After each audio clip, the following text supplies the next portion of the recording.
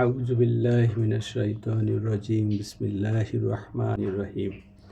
হযরত আব্দুল্লাহ ইবনে মাসউদ রাদিয়াল্লাহু থেকে বর্ণিত, তিনি বলেন, আমি রাসূলুল্লাহ সাল্লাল্লাহু আলাইহি সাল্লামকে জিজ্ঞেস করলাম, কোন কাজটি সবচেয়ে উত্তম ও মর্যাদাবান? তিনি উত্তর দিলেন, যথাসময়ে নামাজ কায়েম করা। অতঃপর জিজ্ঞেস করলাম, এরপর কোন কাজটি? তিনি উত্তর দিলেন, পিতামাতার সাথে উত্তম আচরণ করা। এরপর জিজ্ঞেস করলাম, অতঃপর কোনটি? তিনি উত্তর দিলেন, আল্লাহর পথে জিহাদ করা। বুখারী মুসলিম।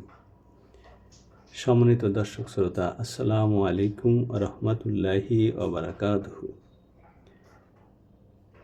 আজ 24শে জুলাই, শুক্রবার 2026, 9ই শ্রাবণ 1433 বঙ্গাব্দ এবং 9 সফর 1448 হিজরি।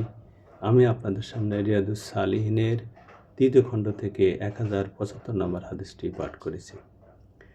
সম্মানিত দর্শক শ্রোতা, এ হাদিসে 3টি গুরুত্বপূর্ণ কাজের কথা উল্লেখ করা হয়েছে।